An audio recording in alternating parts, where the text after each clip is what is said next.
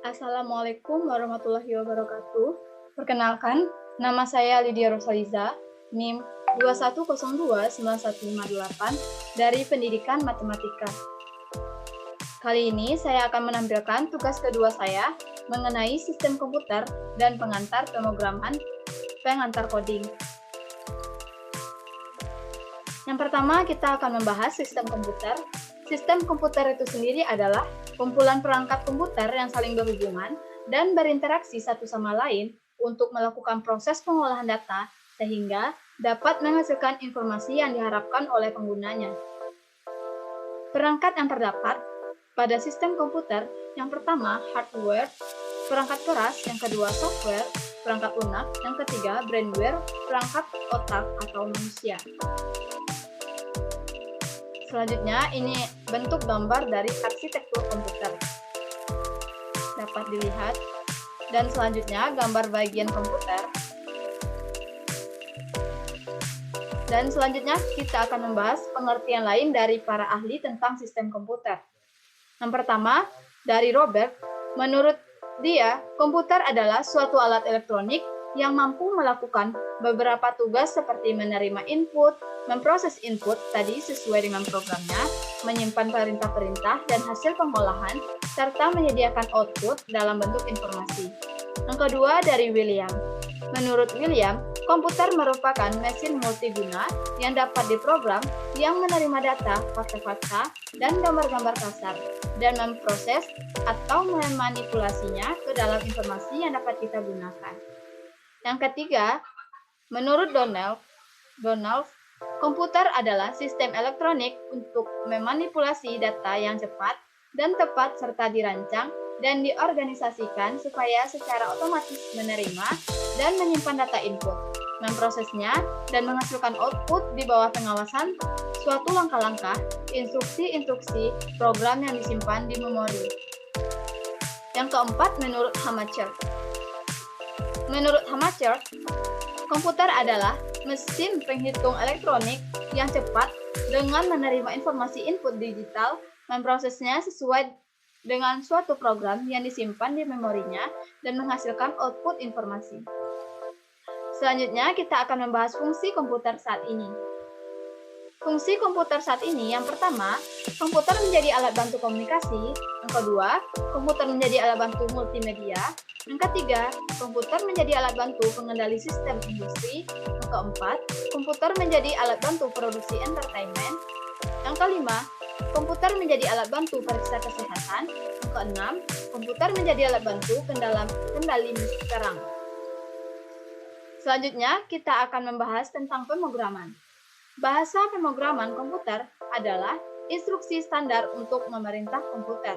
Bahasa pemrograman ini merupakan suatu himpunan dari aturan sintaks dan semantik yang dipakai untuk mendefinisikan program komputer. Selanjutnya, fungsi bahasa pemrograman yaitu memerintahkan komputer untuk mengolah data sesuai dengan alur berpikir yang kita inginkan. Selanjutnya, kelompok bahasa pemrograman. Yang pertama, Object-Oriented Language, seperti Visual Basic, Visual Fox Pro, Delphi, Visual C. Yang kedua, High Level Language, bahasa tingkat tinggi, seperti Pascal dan Basic. Yang ketiga, Middle Level Language, bahasa tingkat menengah, seperti bahasa C. Yang keempat, Low Level Language, bahasa tingkat rendah, seperti bahasa assembly. Selanjutnya, kita akan membahas proses pembuatan program. Proses pembuatan program yaitu user atau programmer menulis kode sumber pada text editor, misalnya Notepad, kemudian mengubahnya menjadi bahasa mesin yang bisa dieksekusi oleh CPU. Proses pengubahan kode sumber atau source code menjadi bahasa mesin, machine language, ini terdiri dari dua macam, yaitu kompilasi dan interpretasi. Proses pembuatan program, yang pertama kompilasi, yang kedua interpretasi, yang ketiga kompilasi sekaligus interpretasi. Bahasa pemrograman yang umum digunakan ada imperatif dan deklaratif. Imperatif terbagi atas procedural, object-oriented, parallel processing. Deklaratif ada logic, functional, database. 6 bahasa pemrograman populer yang digunakan oleh developer. Ada Java, JavaScript, dan lain-lain. Selanjutnya, kita akan membahas tentang algoritma program. Algoritma adalah urutan atau langkah-langkah untuk perhitungan atau untuk menyelesaikan suatu masalah yang ditulis secara berurutan. Algoritma pemrograman adalah urutan atau langkah-langkah dalam menyelesaikan masalah pemrograman komputer. Selanjutnya kita akan membahas tentang cara menulis algoritma. Yang pertama menggunakan pseudocode. Pseudocode adalah deskripsi dari algoritma pemrograman komputer yang menggunakan konvensi struktural dari suatu bahasa pemrograman dan ditujukan agar dapat dibaca oleh manusia dan bukan oleh mesin.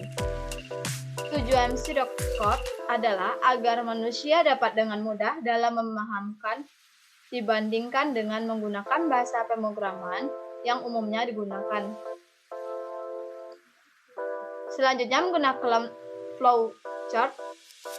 Flowchart adalah suatu bagan dengan simbol-simbol tertentu yang menggambarkan urutan proses secara mendetail dan hubungan antara suatu proses atau instruksi dengan proses lainnya dalam suatu program.